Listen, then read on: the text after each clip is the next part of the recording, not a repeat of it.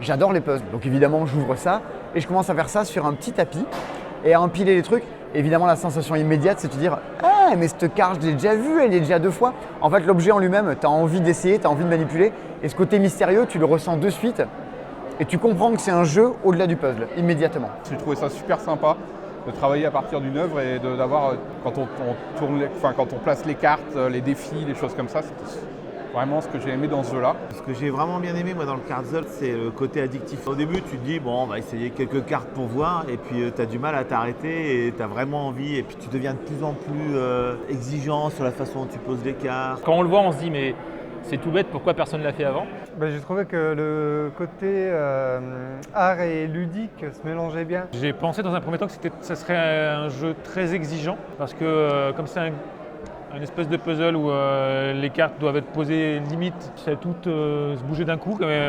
J'avais peur de ne pas savoir faire, mais en fait, quand je suis rentré dedans, j'ai plutôt eu envie de me poser et ça m'a même bien calmé. J'ai passé un bon moment dessus. Très bonne idée.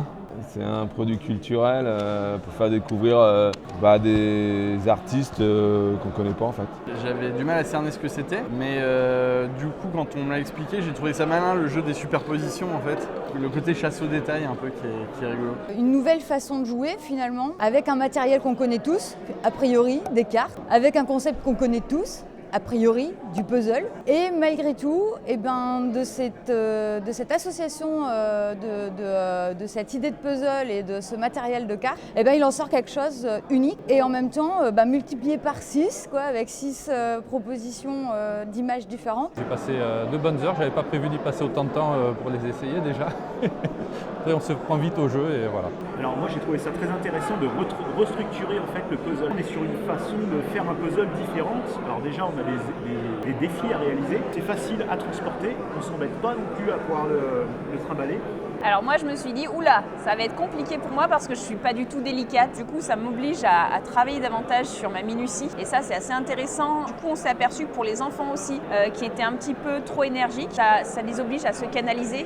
Très très sympa, c'était une bonne découverte, un petit mélange puzzle, jeu de cartes avec un petit côté voilà.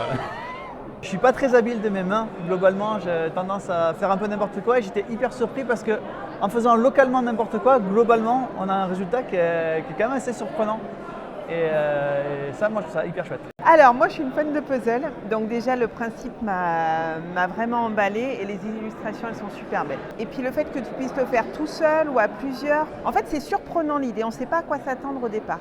Et le fait que quand on découvre, on se dit ah oui mais c'est pas qu'un puzzle, c'est pas qu'un assemblage et il y a d'autres choses à faire derrière, ouais c'est super intéressant. J'ai bien aimé la basilique. Alors c'est plus au niveau de la façon de jouer, le fait qu'il y ait le jeu à deux qui est super intéressant. À titre personnel, je n'ai pas forcément d'a priori. Je préfère le côté vraiment illustré, brocéliande, exploration, même basilique. Le fait d'avoir mixé un petit peu à la fois une gamme de classiques et puis une gamme, on va dire au design peut-être un petit peu plus enfantin, je trouve que c'était une bonne idée du coup de créer cette diversité-là. Moi j'aime bien l'exploration. Moi le baiser. Et brocéliande. Et puis alors nous on est fans de... Il y a Pauline Détraces je crois, et nous on est fans de Pauline. Alors moi le thème qui m'a beaucoup parlé c'est le brocéliande, surtout avec ce système de puzzle un petit peu infini. J'ai trouvé que l'idée était absolument géniale. Moi j'ai fait que les versions à plusieurs pour l'instant, dont la version coopérative de brocéliande qu'on a trouvé vraiment chouette. J'ai une histoire personnelle avec la Dame à la licorne, donc forcément la Dame à la licorne est arrivée assez vite. Personnellement j'irais plutôt sur les tableaux de grand maître, voilà comme ça. Ouais, après, c'est la passion qui va parler. Une Cardzel, après, c'est des univers Harry Potter, quoi. Concrètement, voilà, parce que je suis fan d'Harry Potter. Un truc à Où est Charlie aussi, ça pourrait être sympa, tiens. Pourquoi pas un truc un peu abstrait, genre un peu à la Van Gogh. Moi, ça me truc très pictural avec plein de tout petits traits. Je pense qu'il y a moyen de faire un truc assez rigolo dans l'assemblage. Non, peut-être une vieille carte ou même une carte de fantaisie.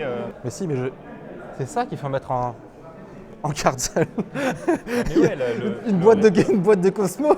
Une sorte de fresque, genre la tapisserie de Bayeux, un truc la Joconde mais avec une esthétique différente à chaque fois.